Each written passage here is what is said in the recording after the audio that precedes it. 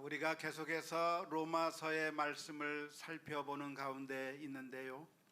로마서 11장에서는 하나님께서 선택했던 이스라엘 민족이 구원을 받지 못하게 된 것에 대해서 말을 하고 있고, 또한 이방인들이 구원을 받게 된 것에 대해서 말하고 있습니다. 왜 하나님께서 선택한 이스라엘 민족은 구원을 받지 못하는 반면에 왜 이스라엘 민족이 아닌 이방인들이 구원을 받게 되었는가? 이스라엘 민족의 입장에서 보았을 때는 굉장히 불편한 진실인데요. 그 로마서 11장에서 해 주셨던 말씀이 무엇입니까? 하나님께서 이스라엘 민족을 완전히 버린 것이 아니다. 하나님의 약속이 그냥 무의로 끝난 것이 아니라 하나님께서는 여전히 이스라엘 민족을 사랑하고 계시고, 또한 하나님께서 이스라엘 민족을 구원해 주실 것이다 라고 하는 거에 우리가 로마서 11장에서 살펴본 내용입니다. 처음 듣습니까? 그건 아니죠. 그렇게 살펴봤습니다. 뿐만 아니라 이스라엘 민족이 구원을 받지 못하고 이렇게 넘어진 것이 사실은 이방인들을 구원하는 길로 새로운 문이 이방인들에게 열린 그런 아주 좋은 결과를 가져오게 된 것이다 라고 하는 것을 로마서 11장에서 이야기해 주었습니다. 그런데 오늘 우리가 읽은 로마서 11장 17절에서부터 22절 말씀에서는 이제는 이방인 성도들을 향해서 경고하는 말씀을 한 말씀 해주고 있습니다. 오늘 이 본문의 말씀을 통해서 경고하고 있는, 이방인 성도들을 향해서 경고하고 있는 그 메시지가 무엇이죠? 자랑하지 말라, 교만하지 말라 라고 하는 그런 교훈을 해주고 있는데요. 왜 자랑하지 말라, 교만하지 말라고 말씀하고 있는 것일까요? 그것은 이방인이 이렇게 유대인의 넘어짐으로 말미암아 구원받게 되는 백성이 되었지만 이것이 끝까지 계속 갈 수 있는 것이 아니라, 만일 이방인 성도들도 믿음을 저버리게 된다면, 만일 이방인 성도들이 하나님의 말씀에 따라 살지 않는다고 한다면, 열매를 맺지 않는다고 한다면 이방인 성도들도 구원에서부터 잘려나갈 수 있다고 하는 사실을 말해주고 있는 겁니다. 오늘 본문의 말씀은 젖붙임의 비유를 말하고 있는데요. 하나님께서 원래 선택하신 민족 이스라엘 민족이라고 하는 나무가 있었는데, 그 이스라엘 민족이라고 하는 그 나무 가운데서 이스라엘 민족을 쳐내버렸습니다. 열매를 맺지 못하고 하나님의 뜻에 반역하고 있는 그 이스라엘 민족을 쳐내버리고, 대신 그 나무에 이방인을 접붙임해서, 그래서 이방인이 하나님의 구원을 받아들일 수 있도록 만들어준 그 접붙임의 이야기를 해준 다음에 무슨 이야기를 하고 있냐면, 그런데 접붙임을 받은 이방 민족이 하나님의 뜻에 따라 열매를 맺지 못하게 된다면 하나님께서 어떻게 하시겠는가? 그냥 내버려 두겠는가? 아무런 열매를 맺지 못하고 접붙임의 효과를 보지 못하고 있는 그 나무를 하나님께서 그냥 내버려 두겠는가? 어떻게 하신다? 잘라내버릴 것이다 라고 하는 것이 오늘 로마서 11장에서 들려주고 있는 내용입니다. 그걸 아주 분명하게 표현하고 있는 것이 로마서 11장 21절의 말씀이라고 할 수가 있겠습니다. 하나님이 원 가지들도 아끼지 아니하셨은즉 너도 아끼지 아니하시리라. 여기서 너는 누굽니까? 이방인이죠. 유대인들 대신에 유대인들을 잘라버리고 그 자리에 이방인을 심어서 이방인으로 하여금 구원받게 하셨는데, 만일 그 이방인들이 하나님의 뜻에 따라 살지 않고 하나님의 뜻에 따라 열매를 맺지 않는다고 한다면 하나님께서 그 너희들도 잘라내 버리실 거라고 경고하면서 교만하지 말라, 자랑하지 말라 말씀하고 있는 것입니다. 자랑하지 말라고 하는 이야기는 그러니까 우리가 두려움을 가지고 겸손하게 믿음을 지켜야 한다고 하는 그런 의미일 것입니다. 오늘 우리가 로마서의 말씀을 읽으면서 우리들의 마음 가운데 질문이 하나 떠오르게 됩니다. 그렇다고 한다면 우리의 구원도 잃어버릴 수 있는 것인가? 라고 하는 그런 질문이죠. 우리가 지금 예수님을 믿어서 구원을 받았다고 생각을 했는데 우리의 구원도 잃어버려질 수 있는 것일까? 내가 예수님을 믿었기 때문에 구원을 받는다고 생각을 했는데 우리도 구원을 잃어버릴 수 있겠는가라고 하는 질문을 떠올리시게 될 겁니다. 로마서의 표현대로 말하자고 한다면 우리도 접붙임을 받아서 하나님의 백성의 접붙임을 받게 되었는데 만일 우리가 하나님의 뜻대로 살지 못하면 우리도 버려질 수 있겠는가? 우리도 잘려나갈 수 있겠는가? 라고 하는 그런 질문을 던질 수가 있습니다. 그 질문에 대해서 오늘 읽은 로마서 11장에서는 무슨 말씀을 해주고 있습니까? 잘려나갈 수 있다고 이야기하고 있습니까? 절대 잘려나가지 않을 거라고 말씀하고 있습니까? 잘려나갈 수 있다.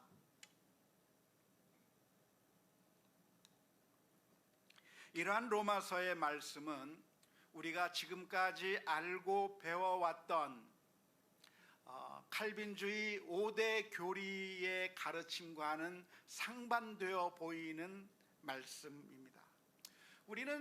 우리가 성경 말씀을 아주 잘 요약한 것이라고 알고 있는 칼빈주의 5대 교리, 5대 요점, 그리고 칼빈주의 예정론에 의하면 우리가 도중에 믿음을 잃어버리고 그래서 구원을 잃어버릴 수 있다고 합니까? 없다고 합니까?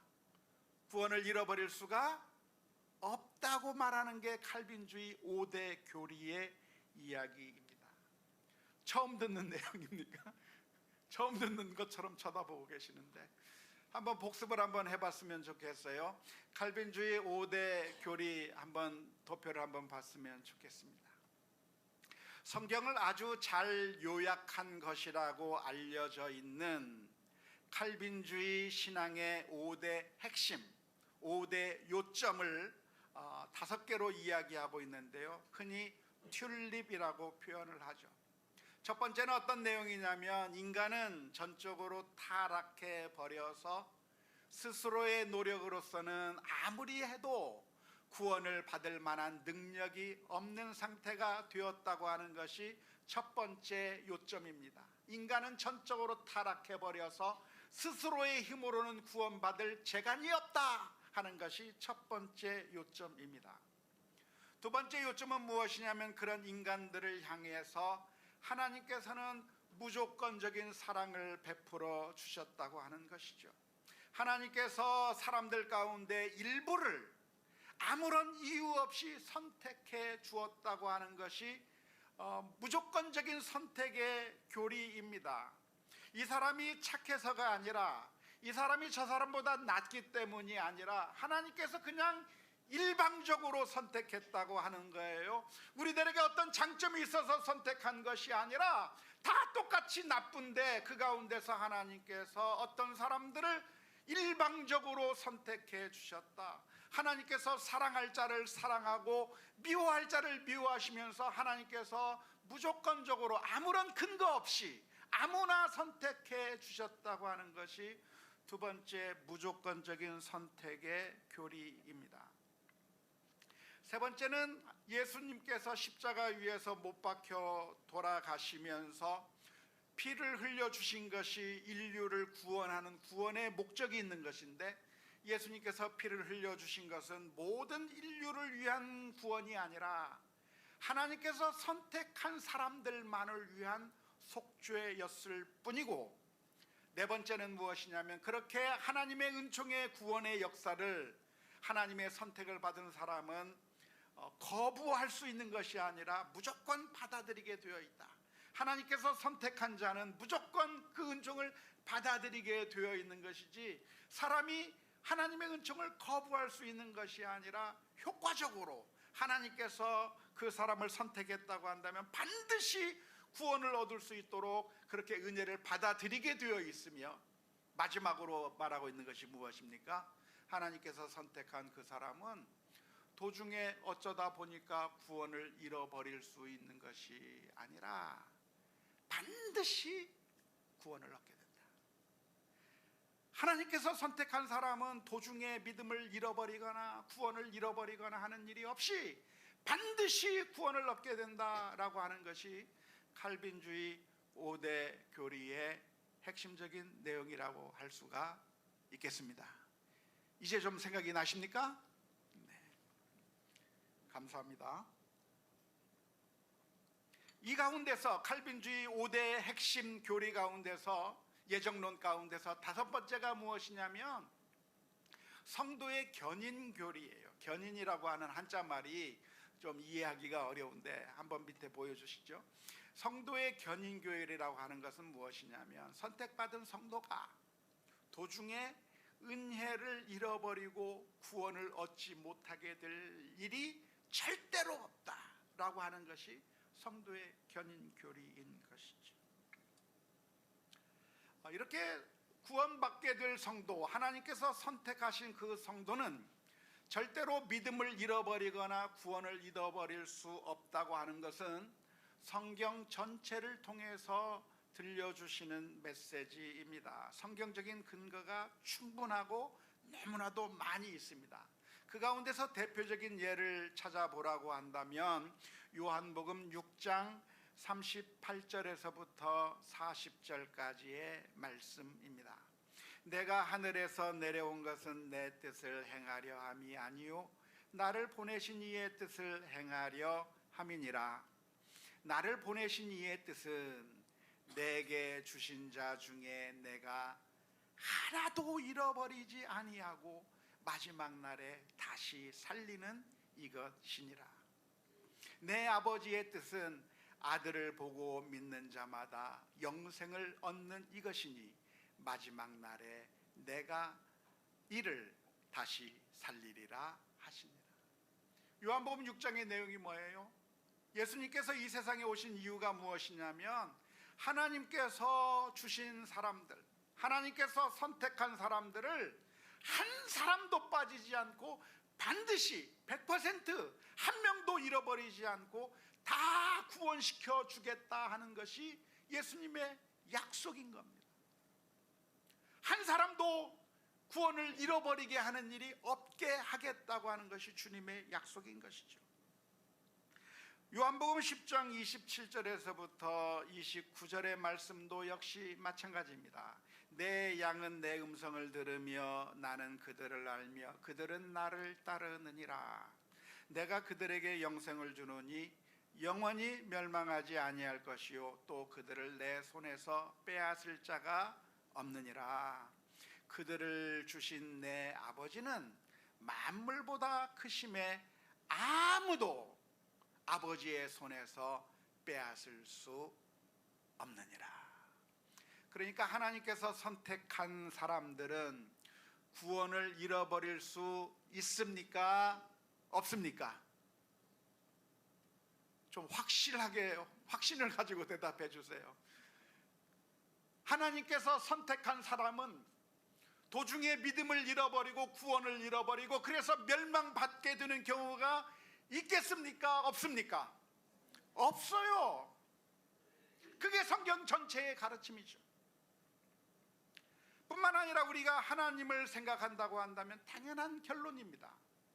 만일 하나님께서 선택하셨는데 그 선택한 사람이 도중에 믿음을 잃어버리고 구원을 잃어버려서 멸망을 받게 되는 일이 생긴다고 한다면 무엇이 문제가 되겠습니까? 하나님의 전능성이 문제가 되는 것이죠. 하나님이 어떤 하나님입니까? 전능하신 하나님 아닙니까? 무엇이든지 하실 수 있는 그 하나님이신데 하나님께서 내가 너를 구원하겠다고 작정하시고 구원시키기로 하나님께서 정하셨는데 그 하나님이 정하신 거와는 상관없이 그 사람이 결국 멸망해 버린다고 한다면 하나님이 무능한 하나님이라고 말할 수밖에 없잖아요. 하나님이 전능하신 하나님이라고 한다면 하나님이 선택해놓고 그 선택된 사람을 잃어버릴 리가 만무하다고 하는 것을 우리가 기억해야 하는 것이고요. 따라서 칼빈주의 5대 교리가 그냥 나온 교리가 아니고 아무리 성경을 묵상하고 또 분석하고 정리해도 그것이 정확하게 성경적인 가르침이라고 하는 것이기 때문에 칼빈의 예정론이 나온 것이고 칼빈의 5대 교리가 나온 것이고 하나님께서 선택한 사람은 구원을 잃지 않는다고 하는 그런 성도의 견인 교리가 나온 것이죠. 우리 인간은 너무나도 연약해서 약속한 것을 지키지 못할 때가 많습니다. 우리 부모님이라고 한다면, 인간 부모님이라고 한다면 내가 해줄게 약속을 했지만 사랑을 안 하기 때문이 아니라 능력이 없어서 못 해주는 경우가 많아요. 하지만 하나님은 어떠한 하나님인가? 전능하신 하나님이잖아요. 못하시는 게 없는 하나님이잖아요. 그러니까 하나님께서 약속하신 것은 반드시 이루시는 것이고 하나님께서 선택하셨다고 한다면 구원을 잃지 않는다고 하는 칼빈주의 5대 교리는 성경적인 가르침이라고 할 수가 있는 것입니다. 그런데 오늘 우리가 읽은 로마서 11장에서는 다른 이야기를 하고 있는 것입니다.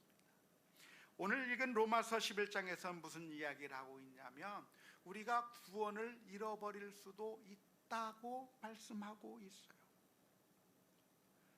하나님께서 원 가지들도 잘라내 버리셨는데 하나님께서 접붙였던 그 사람도 열매를 제대로 맺지 못하면 그 가지도 하나님께서 잘라내 버릴 수 있다고 말씀해 주고 계시는 겁니다. 다른 말로 하면 구원을 잃어버릴 수도 있다고 말씀해 주고 계시는 거죠.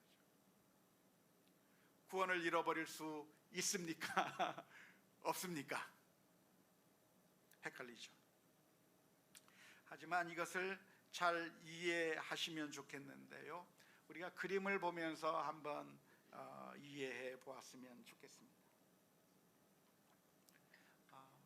그림을 한번 보여주시죠. 태초에 하나님께서 선택한 사람이 있을 겁니다. 그리고 하나님께서 선택하지 않은, 그래서 선택하지 못한 사람이 있을 겁니다. 그런데 그 사람들이 현실에서는 어떻게 나타나는가? 어떤 사람은 하나님께서 선택했기 때문에 믿음의 길을 잘 걷는 사람도 있을 거지만, 그러나 어떤 사람은 하나님께서 선택하셨어도 타락의 길을 가는 것처럼 보이는 사람들도 있을 겁니다. 중간에 어중간한 사람들도 있을 것입니다. 하지만 믿음의 길을 잘 걸어가는 사람처럼 보이든 타락의 길을 걸어가는 것처럼 보이는 사람이든 그 어떠한 사람이든지 하나님께서 선택한 사람이라고 한다면 결국에는 구원을 받을 수 있을 것입니다. 타락의 길을 가는 것처럼 보인 사람이라고 할지라도 마치 예수님 옆에 메어 달렸던 강도처럼 마지막 순간에 회개하는 것을 통해서라도 구원을 받을 수 있겠고, 바울 사도처럼 교회를 핍박하던 사람이라고 할지라도 회심해서 다시 돌아와서 결국 구원받게 되는 그런 결과로 가게 될 것입니다. 하지만 하나님의 선택을 받지 못한 사람이라고 한다면 그 사람이 도중에 믿음의 길을 걷는 것처럼 보인다고 할지라도, 그리고 어떤 상황의 모습을 보인다고 할지라도 그런 사람들은 결국에는 구원받지 못하고 멸망을 당하게 될 것인데, 믿음의 길을 걷는 것처럼 보였지만 결국에는 타락해버리고 결국에는 믿음을 잃어버려서 결국에는 구원받지 못하는 결과가 가져올 수밖에 없다고 하는 것이, 이게 바로 칼빈주의 예정론에서 설명해주고 있는 그런 그림이라고 할 수가 있겠습니다. 칼빈주의 예정론에 대해서는 이해가 되시겠죠. 그런데 오늘 로마서 11장에서 구원을 받은 것처럼 보이는데 그 사람이 구원을 잃어버릴 수도 있을 것이다 라고 말하는 것은 왜 그렇게 말하고 있는 것일까요? 두 번째 그림을 한번 보았으면 좋겠는데요, 교회 공동체 안에 하나님께서 선택하셨기 때문에 믿음의 길을 걷는 선택된 사람이 있을 겁니다. 하지만 하나님께서 선택하지 않았는데 믿음의 길을 걷는 것처럼 보이는 사람도 교회 공동체 안에 들어와 있을 겁니다. 하지만 그 사람들은 결국 불신의 길로 가고 타락의 길로 가다가 결국에 멸망하게 되겠는데, 오늘 로마서 11장에서 말해주고 있는 것이 무엇이냐면 바로 이 빨간색으로 표시된 그 사람을 이야기하고 있는 겁니다. 구원받은 것처럼 보였어요. 교회에 다니는 것처럼 보였어요. 믿음이 있는 것 같아요. 그러나 그 사람이 결국 하나님을 배반하고 믿음의 길로 가지 않고 계속해서 타락의 길로 가게 된다고 한다면 그 사람은 구원받을 수 있습니까? 없습니까? 구원받을 수 없게 될 것이다 라고 말하는 것이 오늘 로마서 11장에서 말씀해 주고 있는 그 내용이라고 할 수가 있을 것입니다. 이제 좀 이해가 되십니까? 아마도 어떤 사람들은 예정론에 대해서 이야기를 들으면 이런 질문을 던지는 분들이 종종 있어요. 아주 많이 있어요. 어떤 질문을 던지냐면, 하나님께서 선택받은 사람이 구원을 받고 하나님께서 선택하지 않은 사람이 구원을 받지 못한다고 한다면 그러면 아무렇게나 살아도 되겠네? 라고 결론을 내리시는 분들이 있습니다. 내가 아무리 열심히 교회를 다녀도 하나님께서 선택하지 않았다고 한다면 멸망받을 것이고, 내가 아무렇게나 망나니처럼 산다고 할지라도 하나님께서 나를 선택하셨다고 한다면 구원받을 거니까 그러면 내가 할 일은 그냥 아무렇게나 살아도 되겠네? 라고 생각하시는 분들이 종종 있어요. 그런 분들 만나보셨습니까? 그런 분들이 종종 있습니다. 하지만 그렇게 생각하시면 안 되는 것이, 왜냐하면 그것은 오해한 것이기 때문에 그렇습니다.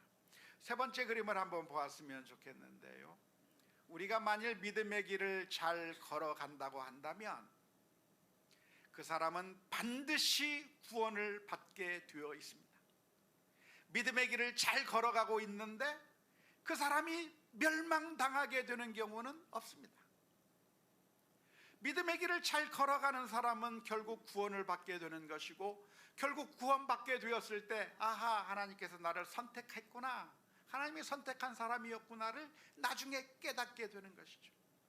그런데 타락의 길을 걸어가는 사람은 어떻게 되는 것인가? 타락의 길을 걸어가는 사람은 절대로 구원받을 일이 없습니다. 타락의 길을 걸어가는 사람은 결국 멸망하게 되는 것이고, 그런 사람은 결국 내가 선택받지 못했다고 하는 것을 나중에 발견하게 되는 것이죠. 우리가 오해하지 말아야 될 것이 무엇이냐면, 하나님의 선택과 우리의 행동이 따로 노는 게 아니라 함께 간다고 하는 거예요.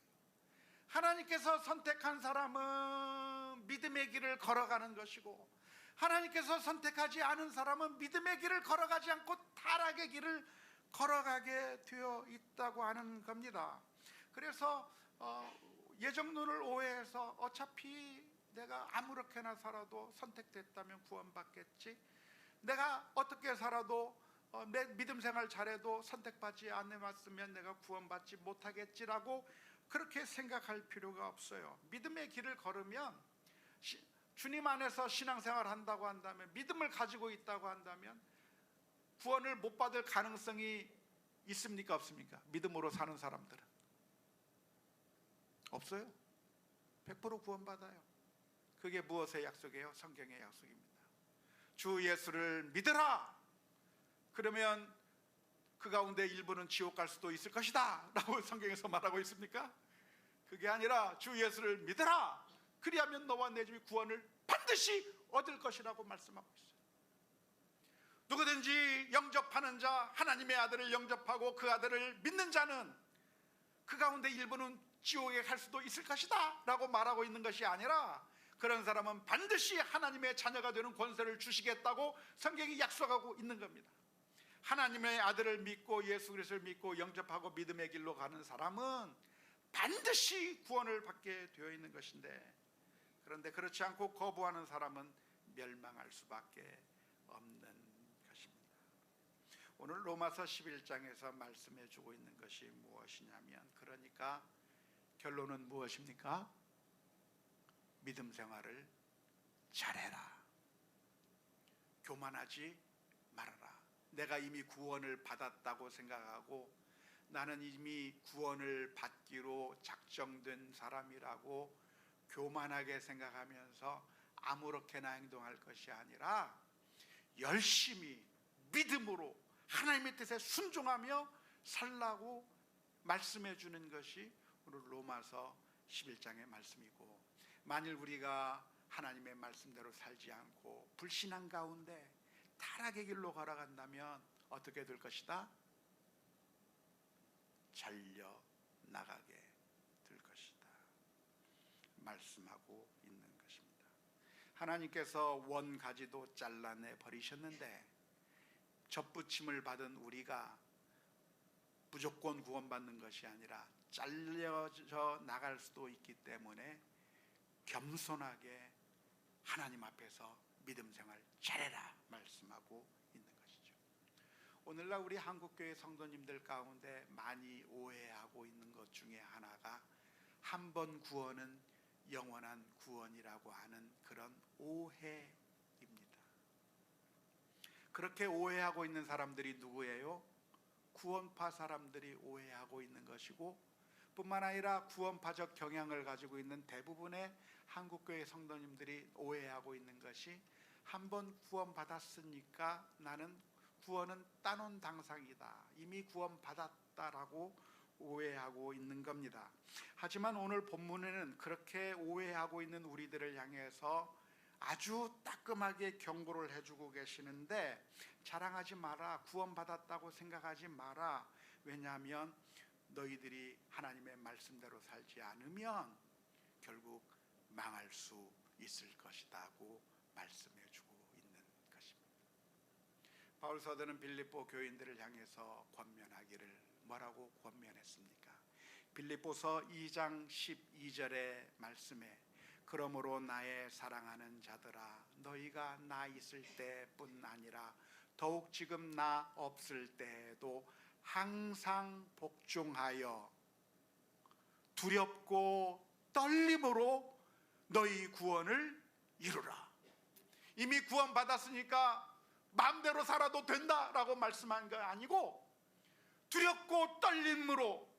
두렵고 떨림이 왜 두렵고 떨림이에요? 내 구원을 잃어버릴 수도 있겠구나, 이러다가 내가 망할 수도 있겠구나라고 하는 그런 경각심을 가지고 우리의 구원을 이루어 나가기 위해서 노력하고 노력해야 된다고 가르쳐주고 있어요. 그걸 언제까지 해야 됩니까? 우리가 하나님 앞에 설 때까지 해야 하는 것이죠. 뿐만 아니라 바울 사도는 자기 자신을 돌아보면서 내가 구원받기 위해서 최선의 노력을 한다고 고백했습니다. 빌립보서 3장 12절에서부터 14절 말씀에 보니까 이렇게 기록하고 있습니다. 내가 이미 얻었다 함도 아니요 온전히 이루었다 함도 아니라 오직 내가 그리스도 예수께 잡힌 바 된 그것을 잡으려고 달려가노라. 형제들아, 나는 아직 내가 잡은 줄로 여기지 아니하고 오직 한 일 뒤에 있는 것은 잊어버리고 앞에 있는 것을 잡으려고 표대를 향하여 그리스도 예수 안에서 하나님이 위해서 부르신 그 부름의 상을 위하여 달려가노라. 구원을 완전히 받았다는 거예요. 그 구원을 받기 위해서 노력하고 있다는 거예요. 노력하고 있다. 내가 저 부름의 상을 받기 위해서 열심히 최선을 다하고 있다고 말하고 있는 거예요. 뿐만 아니라 심지어 어떤 고백까지 합니까? 내가 구원을 잃어버릴 수도 있지 않겠는가라고 하는 대답을 해요. 그게 어디에서 나옵니까? 고린도전서 9장 24절에서부터 27절의 말씀 가운데 기록하고 있습니다. 운동장에서 다름질하는 자들이 다 달릴지라도 오직 상을 받는 사람은 한 사람인 줄을 너희가 알지 못하느냐. 너희도 상을 받도록 이와 같이 다름질하라. 이기기를 다투는 자마다 모든 일에 절제하나니 그들은 썩을 승리자의 관을 얻고자 하되 우리는 썩지 아니할 것을 얻고자 하노라. 그러므로 나는 다름질하기를 향방 없는 것 같이 아니하고 싸우기를 허공을 치는 것 같이 아니하며 내가 내 몸을 쳐 복종하게 함은 내가 남에게 전파한 후에 자신이 도리어 버림을 당할까 두려워함이로다.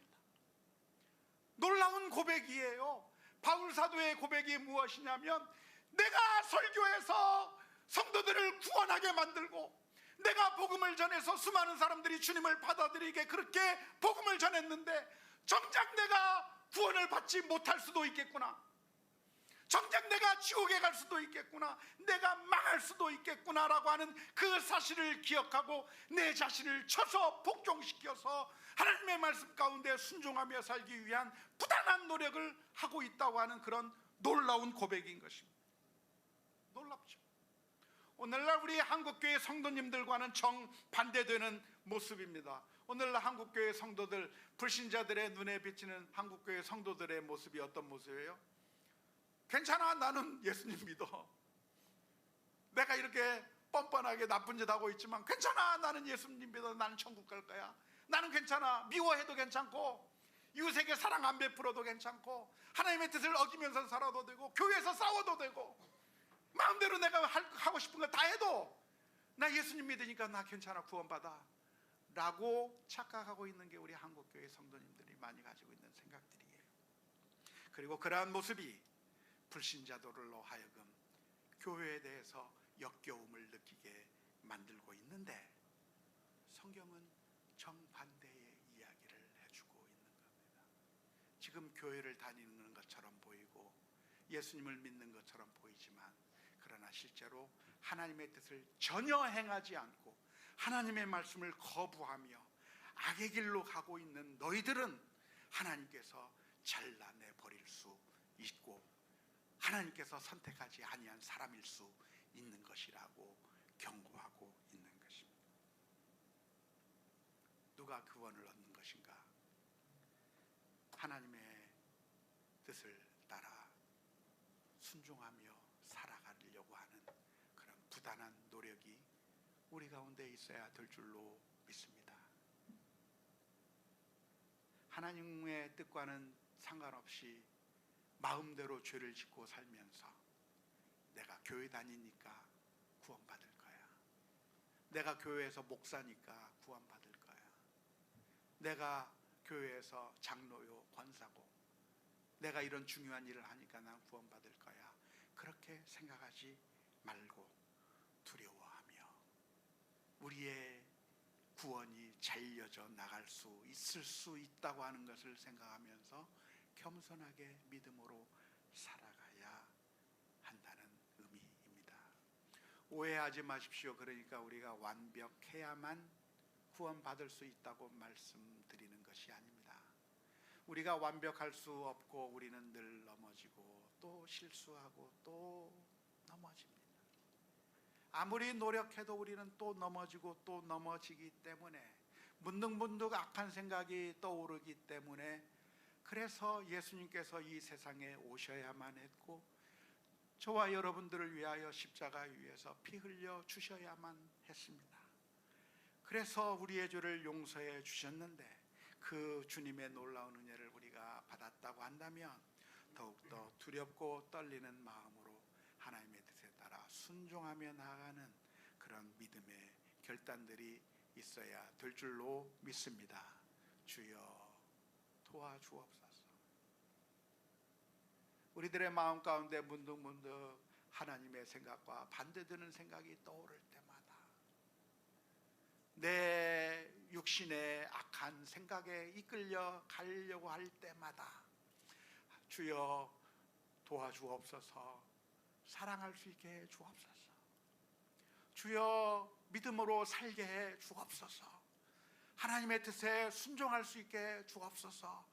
하나님의 뜻에 기쁨이 하나님께 기쁨이 되고 하나님께 영광 올려드리는 삶이 되게 해 주옵소서. 기도하며 나가는 가운데 하나님의 놀라운 은총을 체험할 수 있기를 주님의 이름으로 축원합니다.